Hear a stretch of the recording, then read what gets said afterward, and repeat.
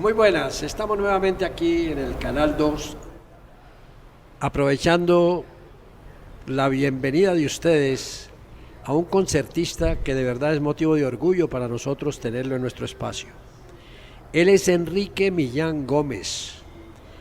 No es un guitarrista, no es un concertista. Es una persona que vale la pena que ustedes lo capten, que ustedes lo reconozcan y que sean ustedes los que lo valoren. Para mí es un auténtico monstruo y lo van a comprobar. Maestro Enrique Millán Gómez, buenas tardes. Buenas tardes, pues un placer. Me siento muy honrado de visitar el programa y el canal. Además, pues aquí con la niña que siempre me ha estado acompañando. La niña la que usted tiene allí, ¿no? La niña, sí.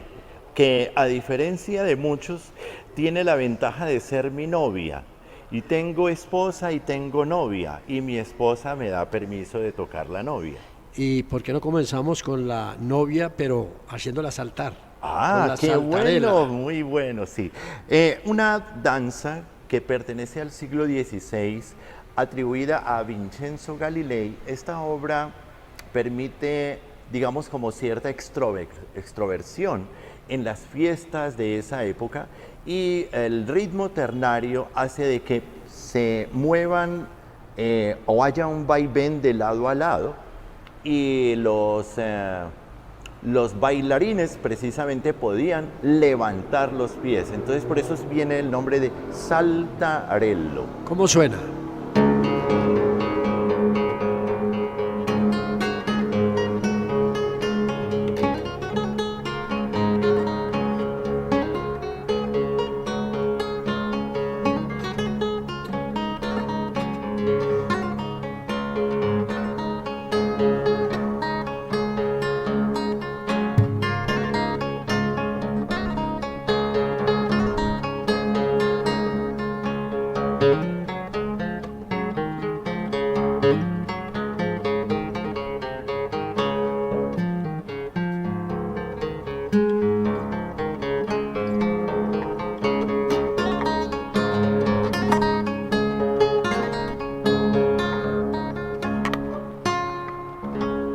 Maestro Enrique, no solamente uno escuchándolo a usted, sino viéndolo cómo interpreta la guitarra, uno ve que usted se compenetra, que usted se transforma, que usted, guitarra y ser humano, se convierten en una fusión. Para tocar, para llegar a esa virtud, ¿qué se requiere? Sentimiento, conocimiento, dedicación, porque de verdad, usted no es un concertista normal. Usted es de los que supera el nivel alto.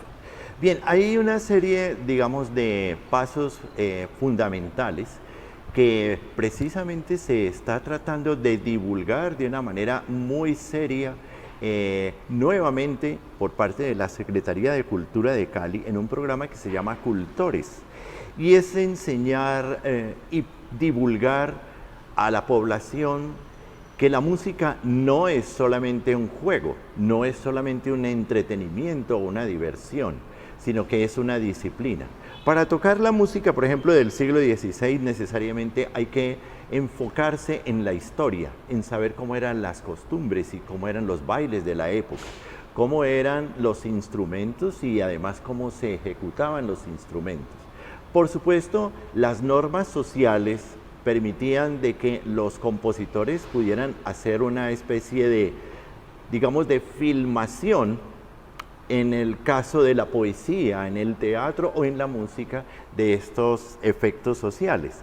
Entonces uno pasa primero, pues necesariamente por la historia de la música, segundo por el estudio de la gramática musical. Pero para su nivel. Pero yo le pregunto, cuando usted vio una guitarra por primera vez, ya no me hubiera podido hablar con esa propiedad con que me lo está haciendo ahora, hay que conocer la historia. ¿Qué lo enamoró a usted para llegar a ser concertista? Algo particularmente que sí, pues marcó mi vida enormemente es que en mi casa, en la familia Millán, había una discoteca muy grande. Y en esa discoteca mi padre tenía una gran colección de música para guitarra y particularmente de Andrés Segovia. ¿Su padre fue guitarrista? No, mi padre fue abogado, pero fue un melómano pues muy... Enamorado de sí, Andrés Segovia. Un coleccionista de música sumamente... ¿Y usted empezó con las dedicado. obras de Segovia? ¿Cómo no? Entonces yo oía ese canto Pues de la no, guitarra. no me ha dicho casi nada, porque ahora sí que vamos a escuchar a Segovia en su más fiel expresión. ¿Cómo no? Particularmente algo que me llamaba mucho la atención es que el instrumento no era solamente ejecutado, sino que la guitarra cantaba. Tenía un espíritu absolutamente cósmico. Entonces yo decía, pero es que no se trata solamente de tocar las cuerdas, debe haber algo mucho más profundo. Más adelante me di cuenta de que es un reflejo de la vida. Como lo diría más adelante, el sueño de toda mi vida fue conocer al maestro Segovia y lo logré gracias a una beca. ¿Logró conocerlo? Sí, señor. Qué bueno. Maestro Millán, mire, quizá voy a decir algún anatema, voy a decir alguna... Para usted puede parecer una tontería, pero recuerdo haber comprado en una ocasión esos discos de vinilo y el título era Cuerdas que lloran. Cuerdas que lloran, ¿cómo no? Sí. Y ahora está diciendo usted que esto es algo cósmico, que las cuerdas, o sea que el instrumento canta, que el instrumento siente, que el instrumento llora. ¿Cómo podemos darle a los televidentes una demostración de cómo la guitarra actúa como un ser cósmico, no como un ser tocado o interpretado por un ser humano? Ahora que habla acerca de cuerdas que lloran, admiré mucho a Toño Fuentes, que tocaba la guitarra hawaiana además, ¿no? Sí. Y en esa época también había un guitarrista que era latinoamericano y que lograba pues muchos escalones a nivel del prestigio, que se llamaba Antonio Briviesca, mexicano. Él tocaba una serie de sones que eran de origen folclórico mexicano, pero que tenían un sentimiento enorme en la... ¿Pero el instrumento era el mismo, es una guitarra clásica? Ya, no, ¿o ya tenía la que ser guitarra de hawaiana? Briviesca era esta guitarra, la guitarra clásica, ¿sí? Entonces yo me puse a escuchar y oía, por ejemplo, la guitarra hawaiana, que tenía como ese sonido del vaivén de la cadencia, Sí. de la caderona hawaiana, a diferencia del otro que soñaba, por ejemplo, con la Revolución Mexicana. Hay una obra particularmente que es símbolo de la Revolución Mexicana, que la obra incluso no es mexicana, pero fue adoptada por México. La obra fue escrita por un compositor español que se llamó Sebastián Iradier, y él escribió esta obra, y la obra viajó hasta Cuba, y en Cuba le hicieron un pequeño cambio, le pusieron el ritmo de habanera. ¿Qué obra es? La obra pasa a México y se convierte en una de las obras símbolos de la Revolución Mexicana, y es nada menos que La Paloma. Veamos, por ejemplo, aquí un ejemplo de La Paloma, que es una obra exquisita.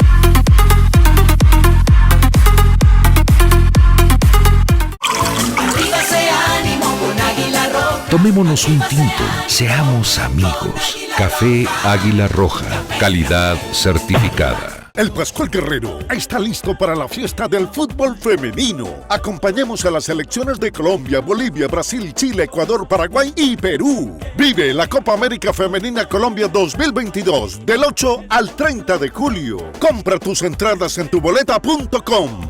Alcaldía de Santiago de Cali.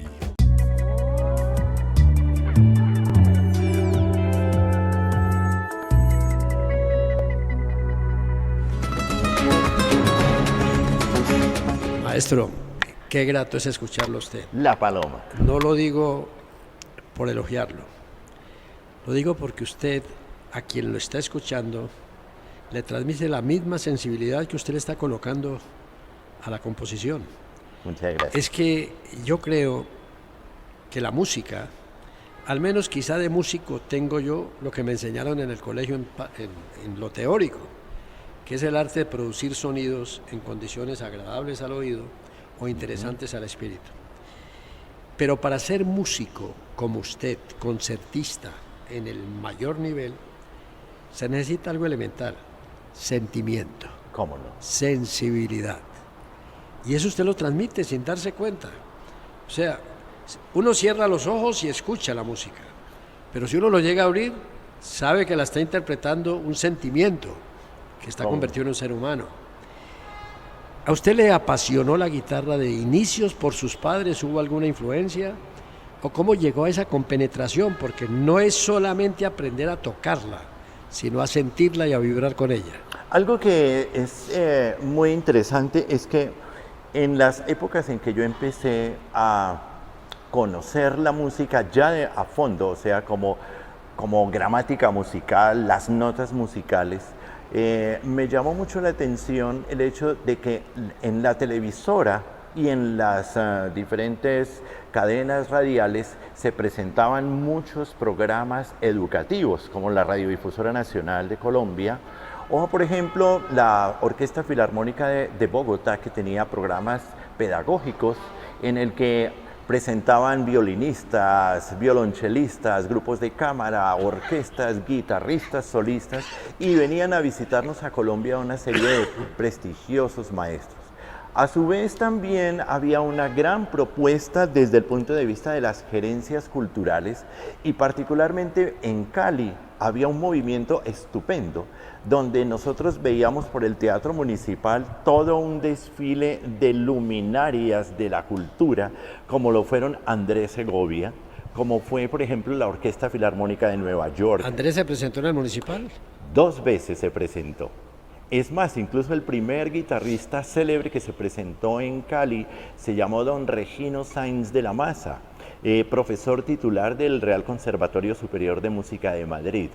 Y luego vino Andrés Segovia, precedido pues por una aureola absolutamente fantástica, el Teatro Municipal pues rebosante de público ansioso de escuchar estas notas maravillosas, que incluso lo trajo don Ernesto de Quesada, que era el empresario en esa época de la Sociedad Daniels, y el fotógrafo en el momento en que el maestro comenzó sus notas de una manera absolutamente apasionada, se puso y enfocó su cámara y su flash de manera muy poderosa encima del maestro, y cuando el maestro estaba tocando, suspendió y le dice al empresario: señor de Quesada, si usted no saca a este señor de la sala, no hay concierto, porque para escuchar la guitarra se necesita concentración, es un sueño espiritual, y el silencio es nuestro mayor cómplice. Así que fue fascinante. Bueno. Es una época donde vino Claudio Arrau, Arturo Rubinstein. Entonces, para la generación de nosotros fue de una formación de públicos absolutamente maravillosa. Le pregunto, ¿usted recuerda la presentación de Segovia? ¿Usted estuvo allí? No estuve porque fue en el año 1956. Usted no había nacido. Pero me empapé tanto de la presentación que tengo el programa, conseguí la crítica. Para allá voy. Es que quisiera saber con qué empezó el maestro Segovia a cautivar a ese teatro totalmente colmado. ¿Cómo no? ¿Con qué composición? Algo que definitivamente marcó no solamente el público, sino toda nuestra generación, fue con una obra representativa que podría considerarse como una de las obras más importantes de todo el repertorio de la guitarra. La guitarra es española. un homenaje que hace don Francisco Tárrega y Eixea, un compositor de Villarreal, quien escribió nada menos que el Capricho Árabe. El Capricho Árabe es una obra que recopila toda esa fantasía, ese paisaje español, pero al mismo tiempo la influencia morisca. Entonces por eso es tan interesante cómo el maestro empieza a tocar sus notas.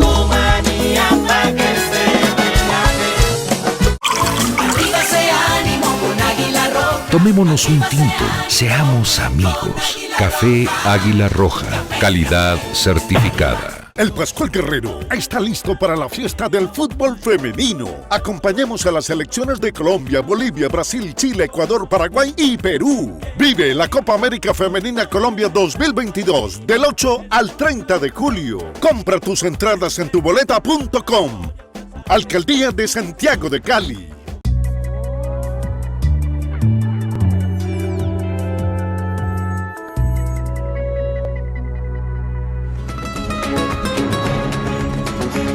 Si yo estuviese en el teatro, ya estaría de pie, gritándole como se grita en el Teatro La Scala de Milán, monstruo.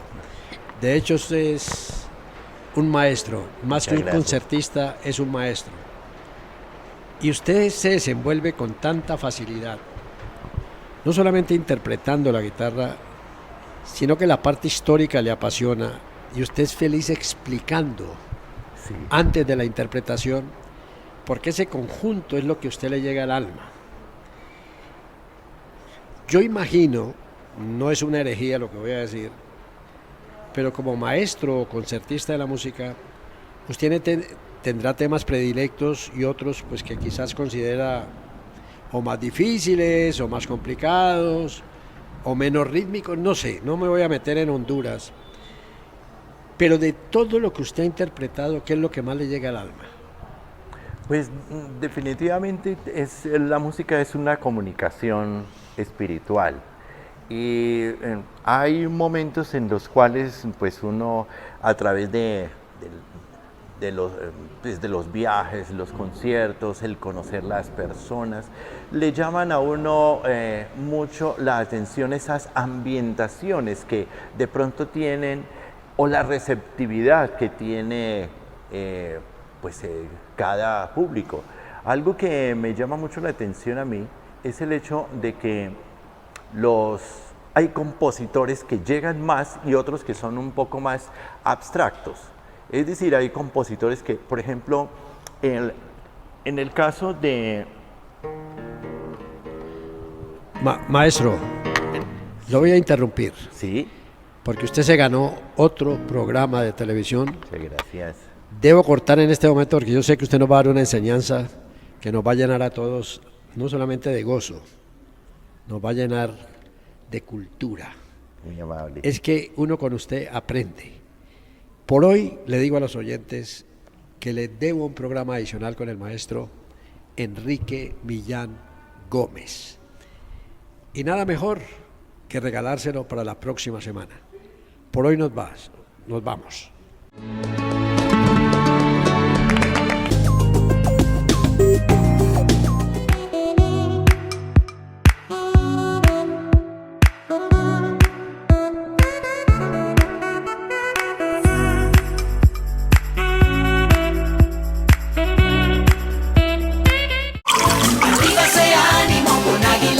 Tomémonos un tinto, seamos amigos. Café Águila Roja, calidad certificada.